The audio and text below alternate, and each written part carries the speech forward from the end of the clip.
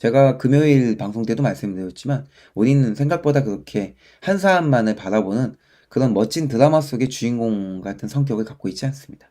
판타지예요, 그거는. 생각해도.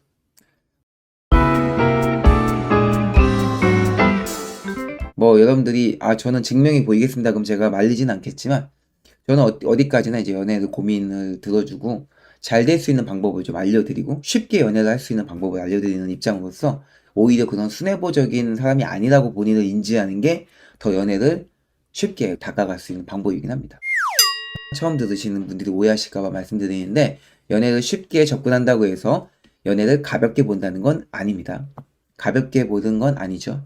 쉽게 시작을 하면서 진지하게 진행하면 되죠. 근데 처음부터 너무 진지하고 무겁게 시작하면은 너무 부담스럽잖아요, 관계가. 그 어느 관계가 처음부터 우린 이만큼 좋아하고 시작해야 돼. 무슨 하늘이 점지어준 관계도 아니고 뭐 저기 재벌 2세들처럼 부모님 집안끼리 뭐 점지해준 관계라서 우리가 바꿀 수 없는 그냥 운명 같은 사랑이야.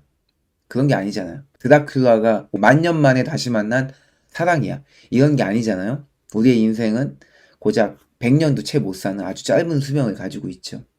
그런 사람에게 영원이라는 단어를 쓴다는 것 자체가 어떻게 보면 인간이 만들어낸 판타지라고 저는 생각을 합니다.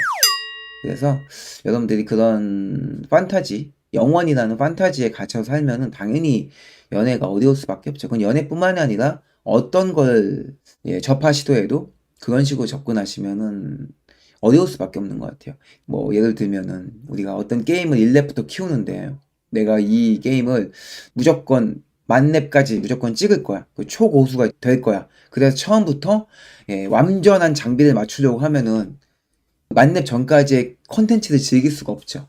그리고 그 만렙 전까지 굉장히 고된 시간을 들여야 되잖아요. 근데 내가 그냥 1렙 때는 1레벨의 그 컨텐츠를 즐기고 10레벨에는 10레벨의 컨텐츠를 즐기면서 그때그때 돈이 생기면 아이템도 사고 이렇게 해 나가면은 뭐 언젠가 만렙을 찍을 수도 있겠지만 안 찍더라도 우리는 그 매 순간순간 행복한 게임을 했기 때문에 즐길 수 있다는 거죠. 꼭 연애와 게임을 같이 보자는 뜻은 아니지만 여러분들이 게임을 즐겁게 하는 이유는 그런 부분도 있다는 거죠. 연애를 좀 즐겁게 하고 싶다면 게임이라고 생각해 보시는 것도 전 좋을 거라 생각을 해요.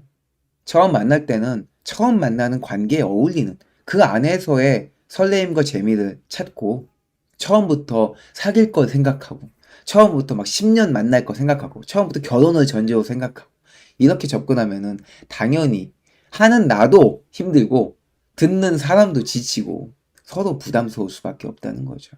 단계에 맞는 관계에 맞는 그때그때 상황에 맞는 행동들을 통해서 재미를 찾으셨으면 좋겠어요. 네. 혼자 감정을 이만큼 앞서서 생각하지 마시고 지금 순간의 상황에 집중하시면 그럼 내가 감정을 앞서가지 않을 수 있습니다.